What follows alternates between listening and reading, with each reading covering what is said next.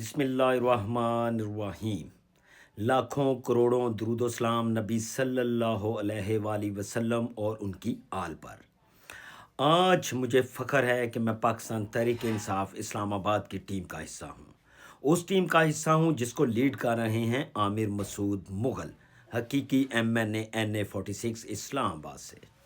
Aamir Masood Mughal reason Islamabad के president भी हैं और मैं उन्हीं का एडिशनल जनरल सेक्रेटरी भी हूँ।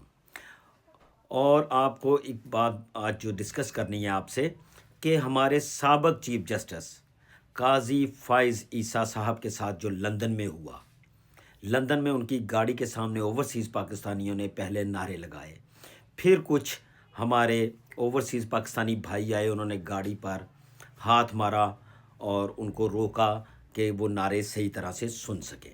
तो आमिर मसूद मुग़ल ने एक ट्वीट के ज़रिए बताया कि पहले मुझे ये एहतजाज जब तक ज़ुबानी था तो अच्छा लगा, लेकिन जैसे ही उन्होंने गाड़ी पर हाथ मारा तो दिल में आया कि ये काजी फ़ाइज़ ईसा पाकिस्तान के साबिक़ चीफ जस्टिस हैं, मैं इसे कंडेम करूं। लेकिन वो कहते जैसे ही मैंने कंडेम करने के लिए अपने ट्विटर पर मोबाइल उठाया और उसको टाइपिंग करने लगा कि इनको किन अल्फाज में कंडेम करूं, तो वो कहते मुझे वो दिन याद आ गया जब 9 मई से पहले काजी फ़ाइज़ ईसा साहब अदालत उज़्मा में बैठे थे, एक आला ओहदे पर फ़ाइज़ थे, तो मेरे घर पर पुलिस गर्दी की गई। वहाँ पर मेरे मासूम 5 बच्चों को अगवा किया गया। वहाँ पर मेरे घर पर गाड़ियाँ तोड़ी गईं, मेरे घर के दरवाजे तोड़े गए, चादर चार दीवारी को पामाल किया गया, मेरे 80 साल से ज़ायद बाप को साथ अगवा किया गया और मेरे बच्चों पर जाकर, जिसमें बच्चों की उम्रें 9 साल से लेके 18 साल के दरमियान थी, उनको डराया धमकाया गया, उनको पूरी रात हफ्ज़े बेजा में रखा गया। उन बच्चों की याद आ गई। फिर आमिर मुग़ल ने कहा मुझे याद आ गई मासूम ज़िले शाह की, कि जो ज़हनी तौर पर भी एक भोला इंसान था, जब उसे लाहौर में बेदर्दी से कत्ल कर उस मासूम को और रोड पर फेंक दिया गया।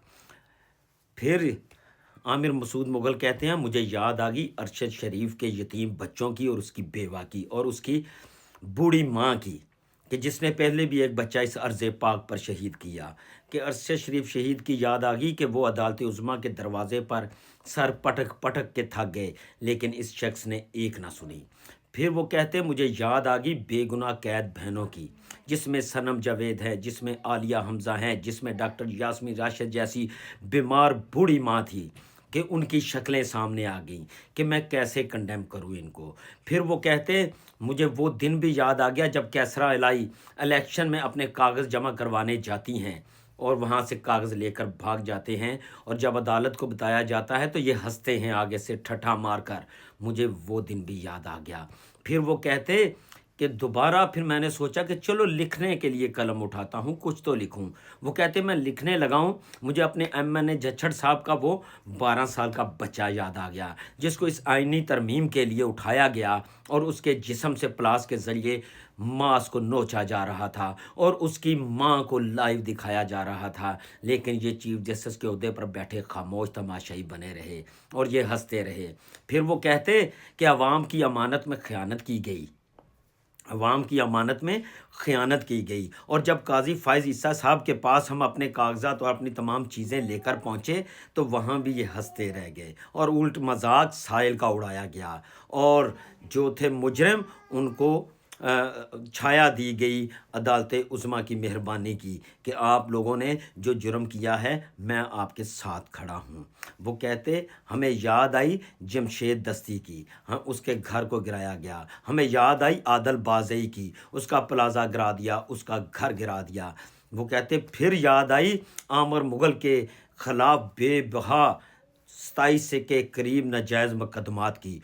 फिर वो कहते फिर याद आई अलीमा खां को जिस तरह उठाया गया, इमरान खान बुशरा बीबी को जिस तरह उठाया गया, इमरान खान को जिस तरह तज़लील की गई। ये जज खुश होता था, ये जज एक पार्टी बना हुआ था, ये अपने ओहदे की तौहीन खुद करता रहा है जब बैठा रहा है। इसने समझा था शायद ये जितनी ज़िंदगी इसकी है ये ऐसे ही रहेगा इसी ओहदे पर, लेकिन اللہ تعالیٰ کی لاٹھی بے آواز ہوتی ہے۔ آخر کار جب اللہ تعالیٰ کی لاٹھی بولی اور یہ بندہ اپنے عہدے سے اتر گیا اور یہ نشان عبرت بنتا جا رہا ہے سب کے لیے۔ اللہ تعالیٰ سے پناہ مانگے کہ کبھی ایسی کرسی پر بیٹھ کر کبھی بے انصافی نہیں کرنی۔ یہ وقتی عہدے ہوتے ہیں۔ اگر آپ نے قانون اور انصاف کا ساتھ دیا ہوتا تو آج یہی اوورسیز پاکستانی آپ کے اوپر پھول نچھاور کرتے، آپ کو اچھے الفاظ میں خراج عقیدت پیش کرتے، آپ کے ساتھ تصویریں بناتے، آپ کو اچھے الفاظ میں یاد رکھا جاتا، لیکن بدقسمتی سے ایسا نہیں ہوا۔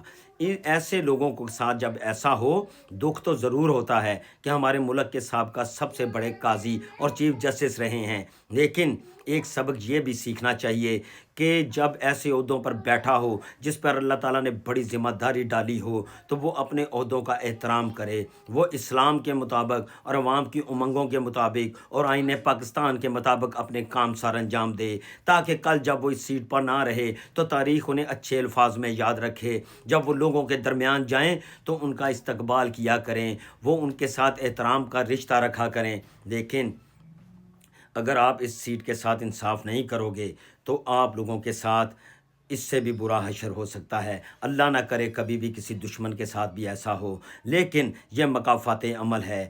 جیسا کہ فرمایا گیا کہ آپ لوگ وہی کھیتی کاٹتے ہو جو زمین میں بویا ہو۔ کیا قاضی صاحب اگر آپ نے ناانصافی اور نفرت کے بیج بوئے ہیں تو آپ کو وہی کاٹنے پڑ رہے ہیں۔ ہمارے پاس نہیں ہے الفاظ کہ ہم مذمت کریں کہ آپ کے ساتھ جو ہو رہا ہے غلط ہو رہا ہے۔ ہم مذمت کرنے والے کون ہوتے ہیں؟ آپ نے جو بویا تھا وہی آپ کو کاٹنا پڑ رہا ہے۔ اس لیے یہ باقی آنے والے لوگوں کے لیے، ہمارے لیے، آپ کے لیے، سب کے لیے ایک مشعل راہ ہے کہ اگر اللہ تعالیٰ آپ کو کوئی عہدہ، کوئی فرائض سر انجام دینے کے لیے بڑی پوسٹ عطا فرماتے ہیں تو ہمیں اس پوسٹ کے ساتھ جسٹیفیکیشن کرنی چاہیے۔ ہمیں اس پوسٹ کا باقاعدہ طور پر آئین، قانون اور اسلام اور لوگوں کی امنگوں کے مطابق انصاف کرنا چاہیے، ورنہ یہ تو دنیا ہے، یہاں مکافات عمل سامنے آتا ہے۔ قاضی صاحب آپ ابھی بھی آپ کے پاس چانس ہے، آپ آئیں، عوام کے درمیان آئیں، اپنی غلطیوں کی معافی مانگے، کیونکہ انسان اور شیطان میں یہی فرق تھا کہ آدم علیہ السلام نے اپنی غلطی کی معافی مانگ لی تھی، لیکن ابلیس جس نے ہزاروں لاکھوں سال اللہ تعالیٰ کی عبادت کی تھی، ایک معتبر فرشتہ تھا، لیکن اس نے معافی مانگنے سے انکار کر دیا تھا۔ اگر آپ ابھی بھی چاہتے ہیں کہ انسان توبہ کرے، آپ کی آخرت دنیا اچھی ہو جائے، تو آئیں عوام کے سامنے کھلے دل کے ساتھ، بڑے دل کے ساتھ معافی مانگے اپنے کیے ہوئے پر، اللہ تعالیٰ سے بھی معافی مانگے، اللہ تعالیٰ کی عوام سے بھی معافی مانگے۔ انشاءاللہ تعالیٰ وہ بڑا رحیم و کریم ہے اور لوگوں کے دلوں میں خود ہی ڈال دے گا اور آپ کے سب گناہ بھی معاف ہو جائیں گے اور آپ کی زندگی بھی سکون میں گزر جائے گی۔ اور اپنے گناہوں کا اعتراف کرنے والا انسان چھوٹا نہیں بڑا ہوتا ہے۔ انشاءاللہ تعالیٰ اللہ تعالیٰ ہم سب کے گناہوں پر پردہ ڈالے، معافیاں دے، اور انشاءاللہ تعالیٰ اللہ تعالیٰ میرے ملک پاکستان کی خیر کرے۔ اپنے اور اپنے گرد و نواح کے لوگوں کا خیال رکھیے گا۔ اللہ حافظ۔